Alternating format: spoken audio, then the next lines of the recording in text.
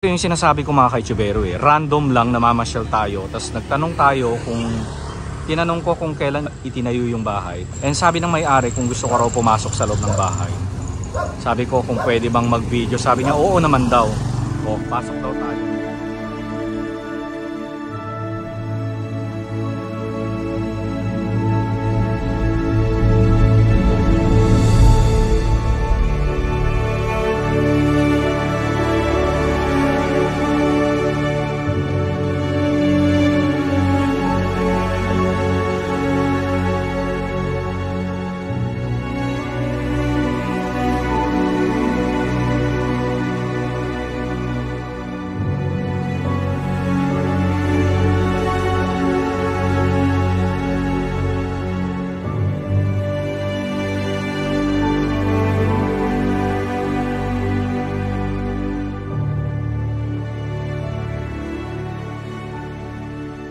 Okay, so dito nga sa Quezon Avenue, makakakita pa rin tayo ng isang lumang bahay na talaga namang napakaganda, no?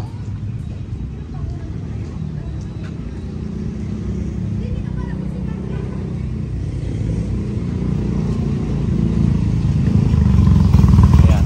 So ito yung sinasabi ko mga kaitsubero random lang namamasyal tayo, tapos nagtanong tayo tinanong ko kung kailan itinayo yung bahay. Tapos, so 1919 itinayo itong bahay. And sabi ng may-ari kung gusto ko raw pumasok sa loob ng bahay. Sabi ko kung pwede bang mag-video. Sabi niya oo naman daw. O, pasok daw tayo. Jeff Sedeño. So ito ay bahay ng grandparents ni Eulalio de Castro at saka si Helena Alvarez. Eulalio de Castro at saka Helena Alvarez ang dating may-ari. Yun yung grandparents ni Sir. And papasok tayo. Yun ang difference ng kapag ang ginamit sa paggagawa ng bahay ay yung mga termite resistant hardwood. Oo. So kagaya nitong bahay ng ng grandparents nyo. Ay siya. Alam mo baga, mayroong last will and testament ang mga mga lola. Oo. Eh nakakatuwa na i-describe niya itong bahay. Itong bahay po ninyo? Oo, sabi niya ay yari sa primera. So, noon pa man, aware sila sa mga first class hardwood. So, kaya tumatagal ay gawa na matibay. Oo. Pero ito sir, parang hindi ito matibay na uri ng kahoy. Gumamit kasi ng pwedeng tirahin ng anay. Or pwedeng hindi na nila na-maintain yung term, pangontra ng anay. Sayang, isang lahat ng ating mga ancestral house, may katapat na maintenance. Oo, yes, totoo. Siyempre, may mga, kagaya niyan. Binukbok na. So may mga kahoy na hindi bubukbok kayo. Ito, yes. Yakal. Ito yakal to, sir. Yakal yung mga namin, yung mga frameworks na yan. Tsaka yan, yung balustrade na yan. Oo. Mulabe naman yan. Balustrade. Mulabe. So, yan yung mga hindi napapako, di ba, sir? Parang dugtong lang. Siya, pag pinapo mo ay yupi. Yupi ang pako. Ang pako mo ay yung pako natin ngayon. Oo. Hindi siya titirahin ng ball weevil. Ay yung bukbok. Saka anay. Mas chichip lang yung kanyang pintura. Dahil rain or shine. Siyempre di tumatagal. Pipinturahan ulit na. Yes. Diba? Yakal. Yakal. So kapag ang mga natin, batangan, solera, saka yung amba, yari sa mga first class hardwood. Ang namamahay dito sa taas ay yung aming si John. Yan! John, may... Hello po! Siya ang namamahay dito. Iniingatan niya. Intact na intact pa din, sir, ano? Sa pag-aalaga. At ito nga, may kailangan lagyan ng ball kasi ulit ang ano. Bubong, yero. Pero alam mo, yero niya napakatigas. Oo. Hindi kagaya ng mga yero ngayon, malambot. Makapal ang yero nga. So sir, sino po sila sir? Sila po yung mga ano nyo, kamag-anak? Yan ang nagpagawa. Oh. Si Elalio. Ayan po yung lolo nyo. Oo. Lolo. At saka itong si Elena Alvarez. Helena Alvarez. Sila Lola yung nyo po, no? Oo. So saan po dyan ang tatay nyo, magulang nyo? Ito ay mother side ko. Oh, mother side. So ito ang mother ko. Oh. Second to the youngest. Ang youngest dito ay ito si Simeon. Oo. So wala na sila lahat. Opo. Nawala na. Ang huling namatay ay mother. Parang mother ko noong 2008. Oo. So sa inyo na pong pinamana itong bahay? Oo. Si Jojo naman yan. Sa taga dito. Tagalinis talaga po siya. So nakatira dito. Mabuti meron kayong tagalinis sir. Ayun, Kasi hindi nyo naman, dito na lang. although kaya nyo naman, pero syempre, limitado. Alam mo bro, napakasarap ng exercise ang bunot. Oh, yung bunot ano? Bunot. At pag bunot dito, ay napapawisan ako. Ayun, Oo. pag minsan dinadalo ko ito ng bunot, para lang ako'y pawisan. Oo nga. Masarap pag bunot. So itong kahoy na ito sir, anong sangyari itong mga to? Ito? Oo. Ito mga giho yan. Giho? Giho, mangga sa pulo. Yakal din species yan. Oo. Yakal species. So mga ano yan, galing sa malalaking puno. Oo. Tanging group. Oo. Ano, sinabi na, mayaman pa ang ating bansang Pilipinas. Oh, mayaman pa. At hindi pa nauubos. Hindi pa sinisilang yung mga ano. Ubus na kasi wala naman tayong serious sa replanting. Oo nga po. May mga transaction ng replanting pero yung pagtatanim ay madali lang isagawa. Pero yung maintenance, Oo. Totoo po. Oras na itinanim mo yan, 2 buwan pa lang, kakabaga na yan ng bagin. Oo. Ngayon, pag nag-NGP, alam mo yung National Breeding Program ng ating maganda ang layunin ng ating pamahalaan. Oo. Na magtanim ng mga kahoy para magkaroon ng reforestation. Pero ang malaking bahagi ng budget ay sa production ng seedlings at saka cost of planting. Pero wala sa maintenance. Oo. Yan, tinanim. Nangyayari, after a while, pagbalik mo doon sa pinagtaniman, hahanapin mo wala na. Sayang yan. Oo, yun lang. So yun ang component ng ating replanting na hindi. Oo. Galing yung mga ano mo sir oh. Mga ventanilla mo oh. Nabubuksan. Wag na sir. Oo. Kailangan din kasi nakasara parati yung bintana sir kasi alikabok. Masarap pag kami, alam nyo, iba ang disenyo ng mga silang ng bahay. Oo. Ilan lang ang kwarto? Oo. Dalawa. At dalawa lang ang kwarto nito sir. Tatlo. Ngayon, ang pagtulog ng mga inak ko, sama-sama sila. Oo. Wala pang kama no, nakabanig. Nakabanig na. O nakakulang po. Oo. So yun ang estilo ng pamamahay mo. Yung mga... Sir, ikaw po ba ito sir? Tiyo ko yan. Tiyo nyo. Oo nga, kamukha po. Talaga? Oo, mata. Yung mata. Ganda na kayo si... Atsuhin nyo po siya. Tiyo ko. Doktor siya, namatay siya sa Amerika. Okay. Alam mo, may mga... Noong panahon 1950s, Oo. sila ay napipitas pa noon. Ang trend noon ay pumunta sa Amerika, Sunday Day. Oo. Pero ay sila nakapag-establish doon, naging matagumpay ang kanilang mga pamumuhay at career doon.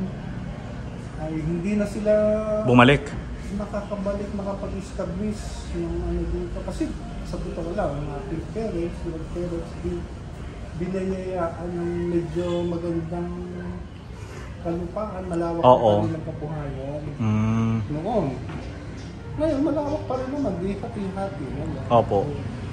Ay hindi na, maraming problema dahil may mga squatters. Oo nga, yun.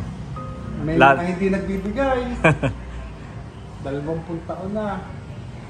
Hindi kami matatanggol na talaga. Hindi kami gumagawa ng... Oo. May mga problema. So ito naman yung kitchen mo, sir. Kitchen, dining room, banggirahan. Oh, may banggirahan ka dito?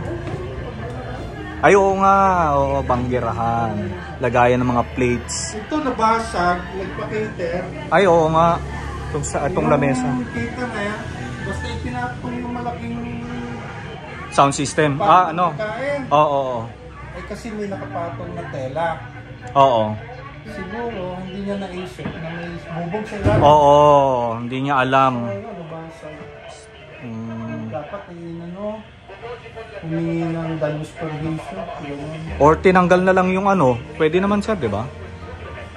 Hindi dapat itinatong. Oo, sa bagay. Yan, the kitchen, merong azotea. Azotea. Azotea. Oo. Ito yung kitchen ni sir, oh. Ayan, pinakita sa atin ni sir. O, 2 lang ang kwarto, no, sir, no? Oh, 3. Ah, ito pa pala isa.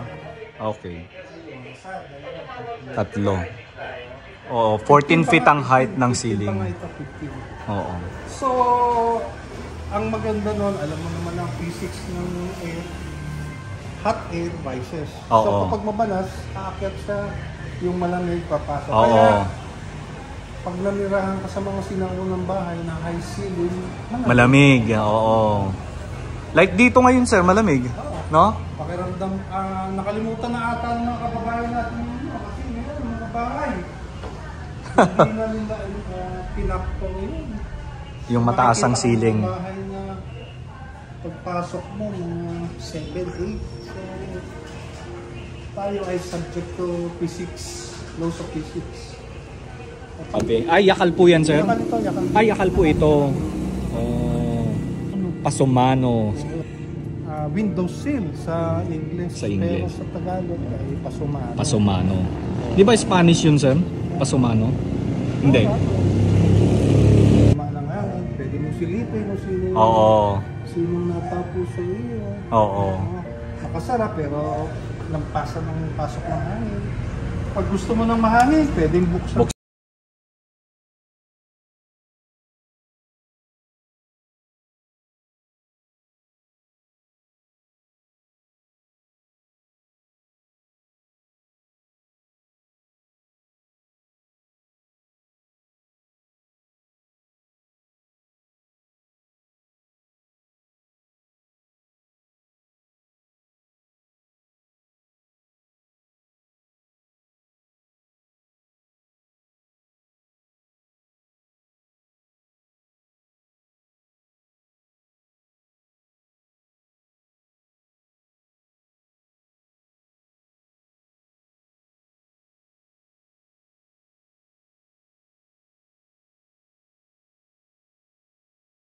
Depende sa size. Ayun, mga mulabi, oh. 65. Ah, ito mulabi na po ba yan, sir? Ah. Pag mataas-taas na gano'n, ililipat namin sa malaking... Oo. Pag maramihan, binibigyan namin ng discount. Di ba? Okay. Makitingnan mo. Pero 80 years bago siya maging... Tama bro, ito ay Yakal Malibato. Yakal Malibato.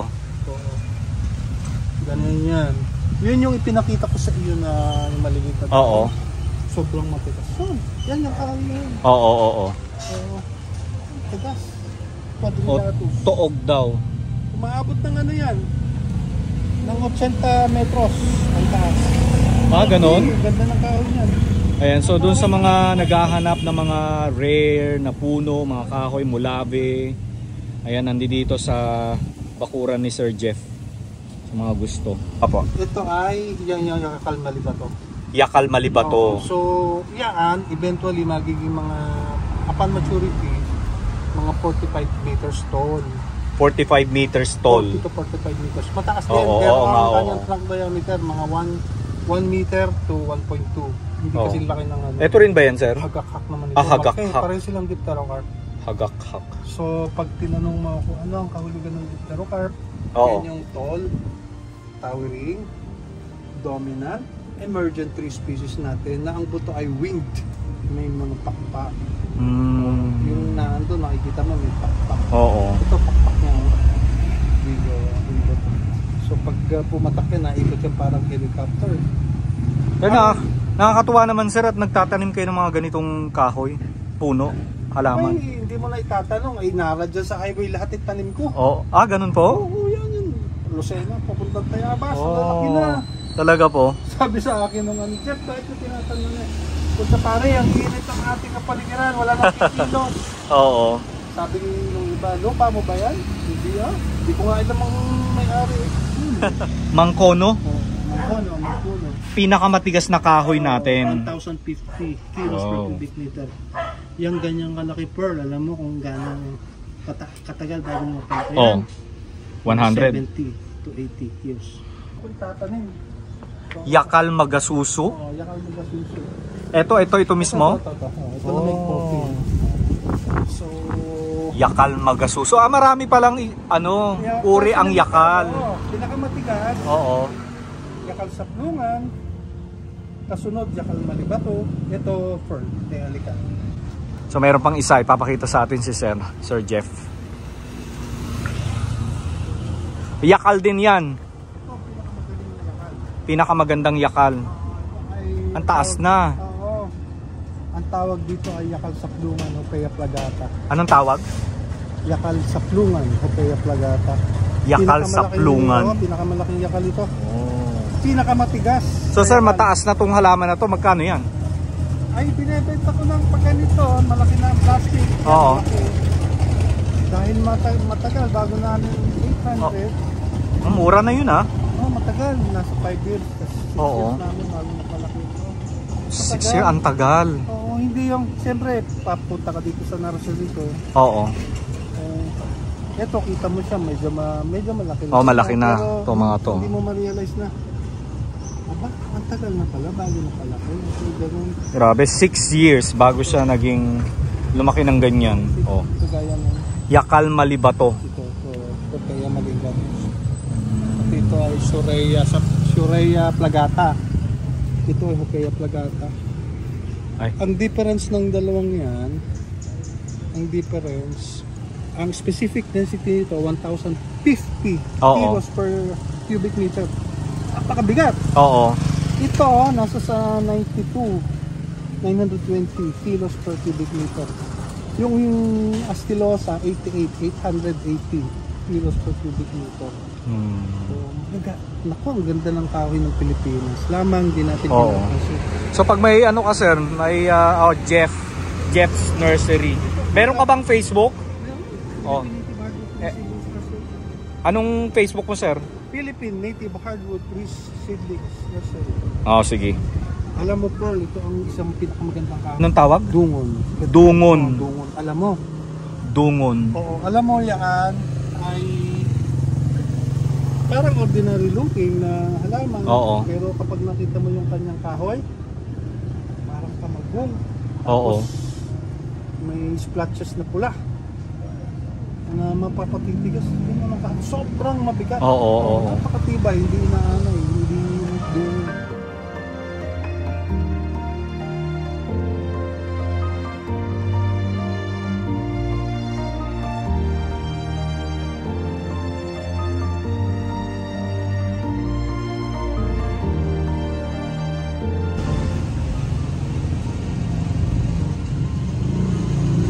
Okay, so dyan tayo galing mga ka-Chubero. Yan yung bahay ni Sir Jeff. Tapos dito sa katabi niyang bahay, ito talagang parang hindi na to kayang i-restore kasi nasisira na talaga. Actually, sirang-sira na. Ayan. Okay, so paalis na tayo dito sa Sariaya, Quezon. And nakita na natin ang ilang mga ancestral house dito sa Sariaya, Quezon. And ayan, alam ko marami pa rin mga lumang bahay dito sa Sariaya, pero ito lang muna yung nakaya nating gawin. Siguro balik na lang tayo next time.